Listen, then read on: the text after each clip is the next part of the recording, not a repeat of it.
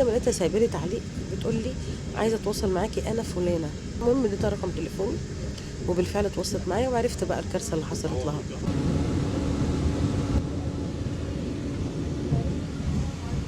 بما اني مسافره وقاعده لوحدي فقلت استغل الوقت ده واقعد احكي معاكم بقى، احكي لكم قصه كده حصلت معايا من 7 سنين ولحد النهارده مش قادره اتجاوزها. القصه ابتدت لما بدات الكارير بتاعي. كان في واحده اللي هو كارير صناعه المحتوى يعني على اليوتيوب. كان في واحده ست زي العسل السعديه بتعمل فيديوهات معانا على اليوتيوب. الست دي كانت محترمه جدا، فيديوهات طبخ بالمناسبه، مش روتين عشان بس الناس ما تسيئش الظن فيها. وكانت زوجها متوفي. انا مش هقول بعض التفاصيل عشان حفاظا على خصوصيتها، لان حصل مشكله كبيره جدا جدا جدا احكي لكم عليها. المشكله دي كانت هي سبب الموقف ده. المهم الست دي ربنا كرمها والقناه اتعرفت وابتدت تتشاف لدرجه ان احدى القنوات الكبيره، القنوات الرسميه الكبيره، عملت معاها مداخله هاتفيه عشان تحكي لهم يعني على الصعوبات اللي واجهتها وايه الفكره اللي جات لها لما قررت تعمل القناه. وكنا فرحانين لها جدا من قلوبنا لان الست فعلا كانت تستاهل انها تنجح. بعد كده كان في واحده من اصحاب القنوات حبت انها تعمل فيديو وتبعت فيه هديه للست دي، فبعتت لها بوكس كبير فيه هدايا لولادها وكمان خزين لبيتها بما ان هم ايتام وكده، فحبت انها تساعدهم. فالست من فرحتها راحت مصوره البوكس ده. فاللي حصل كالاتي ان هي لما صورت البوكس ده تاني يوم على طول، تاني يوم بقى قمنا لقينا القناه بتاعتها ما فيهاش ولا فيديو. الفيديوهات كلها اختفت، كلها اختفت بلا استثناء. كلنا بقينا ندور عليها مش عارفين نوصل لها، مفيش اي وسيله تواصل، حتى مش معانا تليفون ليها، مش عارفين عنها اي حاجه. لحد ما لقيتها سايبه لي تعليق بتقول لي عايزه اتواصل معاكي انا فلانه. المهم اديتها رقم تليفون وبالفعل اتواصلت معايا وعرفت بقى الكارثه اللي حصلت لها. البهوات اهل جوزها اللي ربنا يهديهم، اللي لا منهم ولا كفايه شرهم، لا منهم بيصرفوا على اولادها ولا منهم متكفلين بيهم. جم قفلوا لها القناه وضربوها. ضربوها طبعا. انتوا لو كنتوا سمعتوا صوتها وهي بتحكي لي قطعت قلبي قسما بالله. ضربوها وقالوا لها انت تفضحينا، دي طلعت تشحتي علينا، طلعت تشحتي على اولادنا، انت ايه اللي انت عملتيه ده؟ قلت لها طب طالما بيصرفوا على اولادك خلاص اقفلي القناه. قالت لي ما حدش بيديني جنيه. قلت لها وازاي ضربوكي؟ قالت لي والله العظيم ضربوني يا غاليه، والله ضربوني وتعيط. قلت لها طب فين ابوكي او فين اخوكي او فين حد؟ قالت لي ما هو انا لو ليا اخ او اب ما كانش حد فتحانه فيا، اللي ظهر ما بيضربش على بطنه يا غاليه. وراحت مفطوره من العياط. ساعتها انا حسيت ان مشكله الست دي بقت في رقبتي انا، مشكلتها هي وعيالها. واقسمت وقتها ان طول ما ربنا بيكرمني من ورا المحتوى اللي انا بعمله ده انا مش هتخلى عنها. وخدت قرار في نفس اليوم والله يا جماعه، وقلت انا لازم اتصرف وابعت لها اي حاجه، لان فعلا الوضع عندها على ما حكت لي كان مأساوي. وعلى فكره هي من الصعيد الجواني قوي، الصعيد اللي كلنا عارفين ان هو حالته صعبه.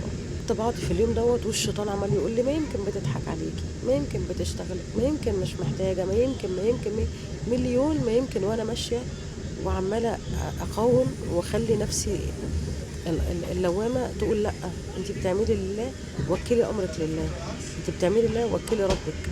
وفعلا وكلت ربنا وقلت يا رب ان كانت الست دي فعلا محتاجه يسر لي امري ويسر لي اللي انا بعمله، ولو ما كانتش محتاجه عقدها لي. انا قلتها كده واخدت بعضي والله العظيم ونزلت على مكتب البريد. كان اياميها عشان نبعت فلوس كنا بنبعت عن طريق الحوالات البريديه، ما كانش فيه ولا انستا باي ولا فودافون كاش ولا كل الكلام ده، كنا بنبعت عن طريق الحوالات البريديه.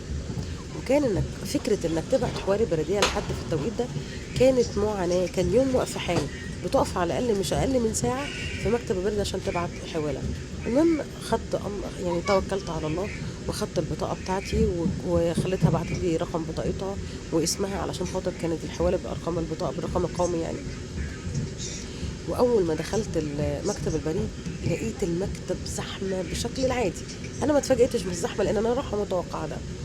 المهم دخلت يا جماعه ووالله والله والله ما بكذب في حرف، والله اللي هحكي ده حصل. وبالنسبه لي اللي حصل ده يعتبر معجزه. انا اول ما دخلت على شباك اللي هو بتاع الحوالات لقيته فاضي تماما لدرجه ان افتكرته خارج الخدمه. فانا حتى بقول له لو سمحت هو فين شباك الحواله عشان اتاكد انا صح ولا غلط. قال لي هو ده. قلت له حضرتك شغال؟ قال لي ايوه. قلت له طب انا عايزه ابعت حواله. قال لي ماشي هاتي صوره البطاقه وهاتي البطاقه وهاتي الفلوس اللي عايزه تبعتيها. وفي ثانيه لقيت الشباك اللي كان فاضي اترص ورايا مش اقل من 40 واحده في ثانيه. ساعتها انا ذهلت والله العظيم يا جماعه، اكتر من 7 سنين عدوا على الموقف ده، وانا الى الان بقول سبحان الله، لان ربنا سبحانه وتعالى كان اشاره، دي كانت اشاره ربنا بعتها لي ان ايوه الست دي محتاجه، وايوه الست دي محتاجه اللي يقف جنبها، وايوه انا عملت كده عشان يعني اوريكي ان فعلا انت كنت صح. ودي كانت اشاره من رب العالمين سبحانه وتعالى ان انا كنت صح. يعني انتوا متخيلين فضالي الشباك لحد ما اروح، والله هي كانت باينه كده. ربنا سبحانه وتعالى خلى الشباك يفتح عشاني، علشان اروح ما اقفش، عشان اتاكد ان هي فعلا محتاجه، يسر لي كل حاجه، يسر لي كل حاجه. فسبحان الله، يعني انا لحد النهارده مش قادره اتخطى الموقف، لان بعدها بشهرين حصل لي موقف مشابه، بس العكس بقى. كنت راكبه مع سواق توك توك، وقعد يقول لي ابنه في الحضانه ومراته تعبانه، فانا اتاثرت، فقلت خلاص انا هروح هروح البيت وهجيب له اللي فيه نصيب واديهوله. والله يا جماعه وانا نازله من التوك توك راحت راسي مخبوطه حته خبطه في التوك توك، خبطه اللي هو ازاي يعني، أنا خبطه لدرجه اني صدعت ودخت. قلت مش مشكله، فطالعه افتح باب الشقه علشان اجيب الفلوس وانزل، وانا خارجه من باب الشقه رجلي اتلوت. استغفر الله العظيم يا رب. انا وكلت ربنا برضه في دي، قلت يا رب اللي هو محتاج اظهر لي ان هو محتاج. وانا رايحه اديله الفلوس راحت راسي في التوك توك تاني. اللي هو ربنا عمال يديني اشارات، وانا اللي هو لا، انا عايزه اعمل خير. ساعتها ايقنت ان ربنا بينجيني من ان هو يستغلني. والحمد لله من بعدها بقيت اوكل ربنا في كل حاجه، حتى ولو كانت تافهه، حتى لو كانت صغيره، بقيت اوكل ربنا في كل خطوه بمشيها، وربنا والله عمره ما خذلني. وفي موقف تاني يعني سبحانه وتعالى كان كانت اشارات واضحه اكتر من ديت، هحكيها لكم ان شاء الله في فيديو تاني.